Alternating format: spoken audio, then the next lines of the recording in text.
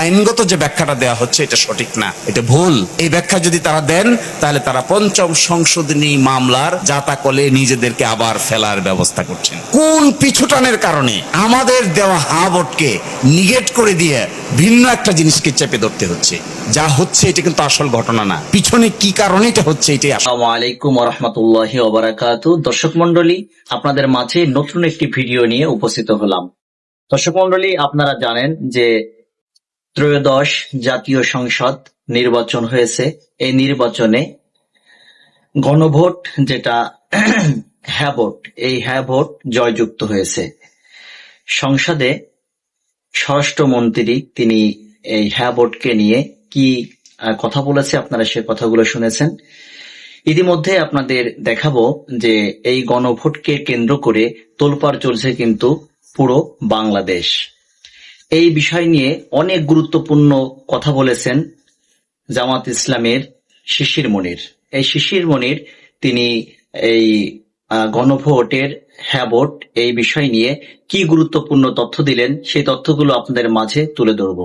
দর্শক মণ্ডলী, তাহলে চলেন আমরা মূল ভিডিও চলে যাব। তার আগে আপনাদের অনুরোধ করব, আপনারা যারা এখনো পর্যন্ত আমাদের এই চ্যানেলটি সাবস্ক্রাইব করেননি, আমাদের চ্যানেলটি সাবস্ক্রাইব করবেন এবং ভিডিওটি শেয়ার করে দিবেন। তাহলে চলেন আমরা সম্পূর্ণ ভিডিওটুকু ধৈর্য সহকারে দেখে আসি। আইনগত যে ব্যাখ্যাটা দেওয়া হচ্ছে এটা সঠিক না, এটা ভুল। এই ব্যাখ্যা যদি তারা দেন তাহলে তারা পঞ্চম সংশোধনী মামলার জাতাকলে নিজেদেরকে আবার ফেলার ব্যবস্থা করছেন। কোন পিছুটানের কারণে আমাদের দেওয়া হাবটকে নিগেট করে দিয়ে ভিন্ন একটা জিনিসকে চেপে ধরতে হচ্ছে? যা হচ্ছে এটা কিন্তু আসল ঘটনা না, পিছনে কি কারণে এটা হচ্ছে এটাই আসল ঘটনা। এই কারণটা খুঁজবেন। কি কারণে হোম মিনিস্টার এত অ্যাক্টিভিটি দেখাচ্ছেন? কি কারণে ল মিনিস্টার এত চুপ আছেন? কি কারণে ল মিনিস্ট্রির ফাংশন আরেক মিনিস্ট্রিকে পালন করতে হচ্ছে? কি কারণে একজন ব্যক্তির 25 দিন 30 দিন আগে দেওয়া কমিটমেন্ট 30 দিন পরে 180 ডিগ্রি অ্যাঙ্গেলে পরিবর্তন হয়ে গেছে? সেই গণভোটের আদেশ এখন আর বাস্তবায়ন করতে চান না। এর অর্থ হলো কোনো না কোনো জায়গায় সম্ভবত এক ধরনের ঋণ তৈরি হয়েছে, যে ঋণটাকে আপনারা পরিশোধ করতে গিয়ে গণভোটকে অ্যাভয়েড করতে হচ্ছে। 4 কোটি 5 কোটি লোক এর পক্ষে রায় দিয়েছে, এটাকে অ্যাভয়েড করতে হচ্ছে কোন ঋণের কারণে? কোথায় নাকি খত দেওয়ার কারণে 4 কোটি 5 কোটি লোকের ভোটকে অ্যাভয়েড করতে হচ্ছে? আর না হলে জনগণের দল বলেন, আপসহীন নেত্রীর দল বলেন, শহীদ প্রেসিডেন্ট জিয়াউর রহমানের দল বলেন, বর্তমান তারেক রহমান সাহেবের দল বলেন, প্রাইম মিনিস্টার, কোথাও এক জায়গায় মানুষের দলেই যদি বলেন, মানুষের ভোটের কথাই যদি বলেন, তাহলে 5 কোটি লোকের ভোটকে যদি অ্যাভয়েড করে বিশেষ কোনো জিনিস অ্যাচিভ করতে চান, তখন একজন রিজনেবল মানুষ এই প্রশ্ন উত্থাপন করবে যে 5 কোটি লোকের চাইতেও বেশি গুরুত্বপূর্ণ এজেন্ডা, আইডিয়া, চিন্তা কোন জায়গায় লুকায়িত আছে যা 5 কোটি লোকের চাইতেও বেশি গুরুত্বপূর্ণ? এই 180 ডিগ্রি অ্যাঙ্গেলে ঘুরে যাওয়ার পিছনে যদি কোনো বৃহত্তর শক্তি বা গ্রুপ এর উপরে আসর বিস্তার করে থাকেন আর সেটা আপনাদের নির্ভরতা হয়, তাহলে ওই নির্ভরতা সময়ের প্রেক্ষাপটে বাংলাদেশের বৃহত্তর জনশক্তির বাইরে গিয়ে আপনাদেরকে অবস্থান নিতে হবে। একটা ফ্যামিলি কার্ড আপনি দিলেন কি দিলেন না, এটা একটা টাকা পয়সার ব্যাপার, কিন্তু জুলাই সনদ বাস্তবায়ন কেন্দ্রিক যে অভ্যুত্থানের বৃহত্তর শক্তিগুলো, তাদের মধ্যে যদি অনাস্থার পরিবেশ তৈরি হয়, এইটা ওই শীত কেটে চুরিতে ঢোকার পরে মালপত্র নিয়ে দরজা ভাঙে বাইর হওয়ার অবস্থার একটা দশা এখানে দেখা দিতে পারে। আমি এই মামলাটা হওয়ার পরে সরকারপন্থী বড় বড় আইনজীবীর সঙ্গে দেখা করেছি। দেখা করে আমি জিজ্ঞেস করেছি, আপনি কি জানেন এই মামলা হয়েছে? কয় না, আমাদেরকে কেউ তো কনসাল্ট করেনি। আরেকজনকে জিজ্ঞাসা করলাম, এটার সঙ্গে কি আপনি আছেন? বলে না, আমাদেরকে তো কেউ বলে নাই। যে তাহলে এই মামলা করলো কে? মামলাটা ডিজাইন হয়েছে কোথা থেকে? কে কোর্টে নিয়ে যাচ্ছে এই বিষয়গুলো? কয় যারা করছে তাদের সাথে গিয়ে যোগাযোগ করেন। আমি 100% শিওর সরকারের মধ্যে এই ধরনের মামলা মোকদ্দমা কেন্দ্রিক জুলাই সনদকে ঝুলিয়ে দেওয়ার ব্যাপারে এক ধরনের কোঅপারেশন এবং কোঅর্ডিনেশনের অভাব আছে। বিশেষ কোয়ার্টার বিশেষভাবে এই জুলাই সনদ বাস্তবায়নের ক্ষেত্রে সঠিক পথ অবলম্বন করা হোক, এটা না চেয়ে কারো কারো ব্যক্তিগত খায়েশ কিংবা চিন্তা ভাবনার বহিঃপ্রকাশ আধিপত্যবাদের মতো আমাদের উপর চাপিয়ে দেওয়ার এক ধরনের বাস্তব নমুনা দেখা যাচ্ছে। তো আমি অনুরোধ করব, আমাদের সকলের দায়িত্ব হবে পার্লামেন্টের ভিতরে এবং বাইরে।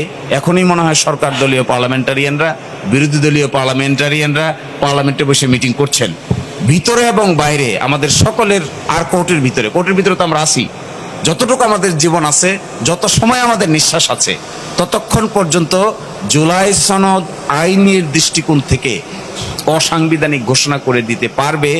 এর বিরুদ্ধে যত ফাইট করতে হয় আমরা শেষ পর্যন্ত ফাইট চালিয়ে যাবো ইনশাআল্লাহ। আর এর বাইরে এখানে যারা নেতৃবৃন্দ আছেন, বড় বড় রাজনৈতিক দল এবং বাংলাদেশের বড় বড় উলামায়ে কেরাম, তাদের প্রতি আমার অনুরোধ থাকবে, এনসিপি এখানে মনে হয় আসে নাই, সকলে মিলে এই জিনিসটাতে কখনোই ছাড় দেওয়া ঠিক হবে না। এটা এমন, লাস্ট কথাটা হলো আমার এটা, সাংবিধানিক সংকট তৈরি তারাই করছেন। আচ্ছা বলেন, গণভোট যে অনুচ্ছেদে আছে, একই অনুচ্ছেদে একই দিনে জাতীয় সংসদ নির্বাচন অনুষ্ঠিত হবে, এই কথাও বলা আছে। তো গণভোট অস্বীকার করলে জাতীয় সংসদের নির্বাচনের কি হবে? আসলে কি এই জিনিসটা ওনারা চিন্তা করছেন না, নাকি আসলে অতি চিন্তা করতে গিয়ে আমার কাছে মাঝে মাঝে মনে হয় এটা কি কম বোঝার ফল নাকি অতি বোঝার ফল? এই দুইটার মাঝখানে উত্তরটা এরকম আসে যে মনে হয় এটা সম্মিলিত কোনো বুঝ জ্ঞানের ফল না। যদি সম্মিলিত কোনো বুঝ জ্ঞান হইতো, কনসালটেশন হইতো, আলোচনা হইতো, থ্রেড বেড ডিসকাশন হইতো, তাহলে অন্তত এই ধরনের পদক্ষেপ নিতে পারার কথা নয়।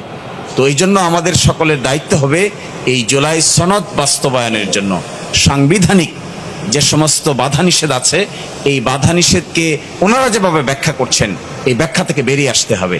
এটা সঠিক ব্যাখ্যা না। আমরা তো এখানে দেখতে পাচ্ছি অনেকেই ঐক্যমত্য কমিশনে ছিলেন, যেদিন গণভোটের সিদ্ধান্ত হয় সেদিন সকলে খুশি হয়ে একসাথে উঠেছে, কোলাকুলি করে একসাথে উঠেছে, এবং সেই দিনটা ছিল সবচাইতে আনন্দের দিন। আমার ধারণা সবাই একজন আরেকজনকে জড়িয়ে ধরেছে, বিএনপি এগ্রি করেছে গণভোট আমরা যাব। এখন বলছে গণভোট অসাংবিধানিক। হায় হায়। এবং ওইটা টেলিভিশনে রেকর্ড করা আছে, আপনারা কেউ যদি সুযোগ থাকে ওই টেলিভিশনের রেকর্ডটা একটু দয়া করে রিওয়াইন্ড করবেন, এবং কে এই প্রস্তাব দিয়েছে, কারাই প্রস্তাব সমর্থন করেছে ওখানে দেখতে পাবেন। দেখার পরে কোলাকুলি হলো, সবাই একে আরেকজনকে জড়িয়ে ধরলেন, একমত হলো। প্রথম প্রশ্ন ছিল যে একটা সাংবিধানিক আদেশ জারি করা হবে। আমরা সাংবিধানিক আদেশকে ছাড় দিয়ে বললাম ঠিক আছে, সাংবিধানিক আদেশ জারি যেহেতু সকলে একমত না, বিকল্প রুট নেওয়া হোক। ঐকমত্য কমিশন 5টা অপশন দিয়েছিল। তখন প্রশ্ন আসলো গণভোট। গণভোটের কথা যে আসলো সকলেই একমত হয়ে গেল, ঠিক আছে গণভোট গণভোট গণভোট। এবং আজকে যারা গণভোটের বিরুদ্ধে বলছেন তাদের কণ্ঠ এবং হাত সেখানে দেখতে পাবেন। তা যদি হয় সেই গণভোটের আদেশ এখন আর বাস্তবায়ন করতে চান না, এর অর্থ হলো কোনো না কোনো জায়গায় সম্ভবত এক ধরনের ঋণ তৈরি হয়েছে, যে ঋণটাকে আপনারা পরিশোধ করতে গিয়ে গণভোটকে অ্যাভয়েড করতে হচ্ছে। এটা খুবই ডেঞ্জারাস কথা।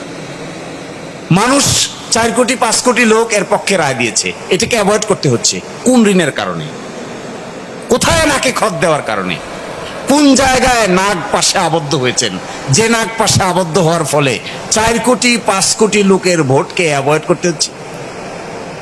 আর না হলে জনগণের দল বলেন, আপসহীন নেত্রীর দল বলেন, শহীদ প্রেসিডেন্ট জিয়াউর রহমানের দল বলেন, বর্তমান তারেক রহমান সাহেবের দল বলেন, প্রাইম মিনিস্টার, কোটো এক জায়গায় মানুষের দলেই যদি বলেন, মানুষের ভোটের কথাই যদি বলেন, তাহলে 5 কোটি লোকের ভোটকে যদি অ্যাভয়েড করে বিশেষ কোনো জিনিস অ্যাচিভ করতে চান, তখন একজন রিজনেবল মানুষ এই প্রশ্ন উত্থাপন করবে যে 5 কোটি লোকের চাইতেও বেশি গুরুত্বপূর্ণ এজেন্ডা, আইডিয়া, চিন্তা কোন জায়গায় লুকায়িত আছে যা 5 কোটি লোকের চাইতেও বেশি গুরুত্বপূর্ণ?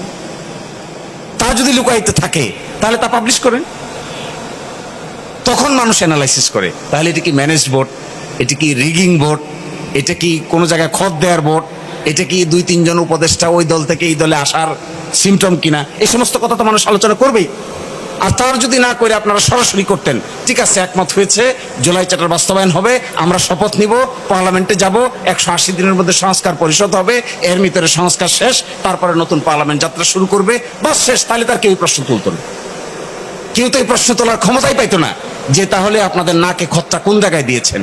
আমার কাছে মনে হয় এই 180 ডিগ্রি অ্যাঙ্গেলে ঘুরে যাওয়ার পিছনে যদি কোনো বৃহত্তর শক্তি বা গ্রুপ এর উপরে আসর বিস্তার করে থাকেন, আর সেটা আপনাদের নির্ভরতা হয়, তাহলে ওই নির্ভরতা সময়ের প্রেক্ষাপটে বাংলাদেশের বৃহত্তর জনশক্তির বাইরে গিয়ে আপনাদেরকে অবস্থান নিতে হবে।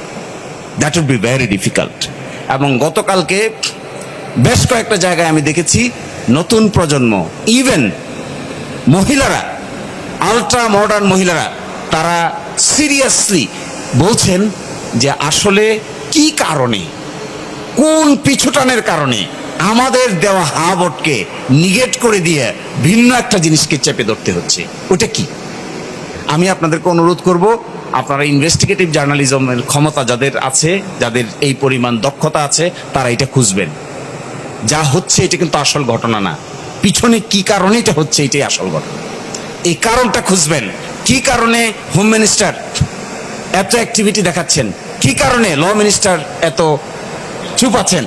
কি কারণে ল মিনিস্ট্রির ফাংশন আরেক মিনিস্ট্রিকে পালন করতে হচ্ছে?